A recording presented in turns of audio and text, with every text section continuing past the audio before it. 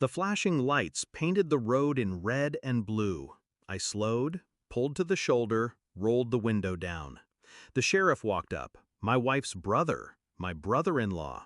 His face carried that smug satisfaction only someone sure of his power can wear. "I'm impounding your car," he said flatly. "Your wife is leaving you." I turned my head, and there she was, in the passenger seat of his cruiser, eyes avoiding mine. The world tilted.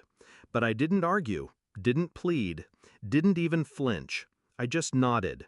And then I made one call. 10 minutes later, the hum of engines. Black SUVs gliding out of the dark, surrounding us. Doors opening in unison. Men in suits. Silent. Efficient. One stepped forward, his voice precise. "Sir, the governor apologizes for his stupid behavior." The sheriff's grin faltered. My wife's lips parted, confused. I leaned back in my seat, calm, silent. The storm had already begun. I drove home alone. The car released. The sheriff left standing on the side of the road, humiliated, his badge suddenly lighter on his chest. But humiliation wasn't enough. Not for me. Not after seeing her beside him, in his passenger seat, where she didn't belong. I replayed it in my head. Her face, her silence, her refusal to look at me. Not a mistake, not confusion, choice. And his words, "Your wife is leaving you." He said it like fact, as if the decision had already been made, as if my marriage had been discussed, dissected, signed away in whispers I was never part of. I sat in the dark living room until dawn. No anger on the surface, only silence. But inside, my chest burned. What drove her there? Was it him? His uniform? His authority? Or was it simply me, blinded by love, failing to notice the rot growing under my own roof? I thought of the late nights she said she was with friends, the way her phone was always face down on the table, the sudden chill in her touch. It was all there. I just hadn't wanted to see. Now I couldn't look away. I began to move quietly. Her phone records, subtle, indirect access. I wasn't reckless. I had patience. Each number traced, each message recovered. Patterns emerged, calls at odd hours, trips that aligned too neatly with his schedule, whole weekends explained by lies I had swallowed. I watched her more closely, the way she flinched when my eyes lingered too long, the half-second delay before she answered simple questions. I said nothing. I pretended nothing had changed.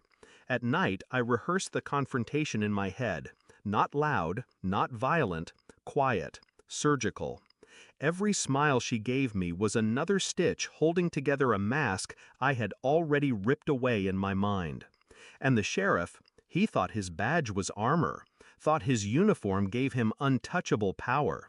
But I had already seen the fear in his eyes when the SUVs surrounded him.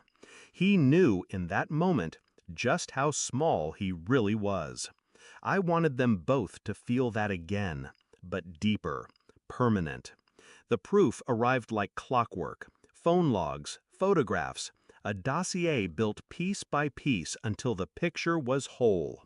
Every lie accounted for, every betrayal documented. I waited until evening. She came home, humming as if life were ordinary.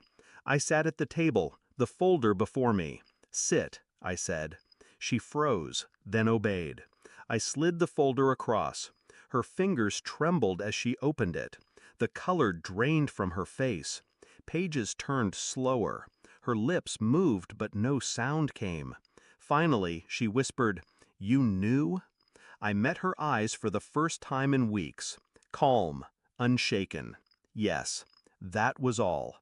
And in that single word, she broke. The next day, I called him. He answered with that forced bravado I'd come to recognize. "You better watch yourself," I interrupted. "Your chief has the file. Your governor has the rest. By morning, you won't have a badge." Silence. Then stammering, fear creeping into his voice. I didn't hang up. I let him unravel in my ear. Every word was a collapse. At home, she tried to speak, tried to explain. I gave her nothing, just the same silence she had given me on that road, sitting in his passenger seat. Her tears fell, useless. The devastation wasn't in what I said. It was in what I refused to give: reaction, comfort, forgiveness. I stripped her of significance. That was enough. By week's end, he was suspended, his face in the papers, disgraced. She disappeared into silence, a shadow in the house we once shared. I moved through it like a ghost, untouched. There was no satisfaction, no joy, just clarity. I hadn't lost her. She was never mine. The betrayal hadn't begun on that roadside. It had begun long before, in whispered secrets and stolen glances. Now the truth stood exposed, and with truth came freedom.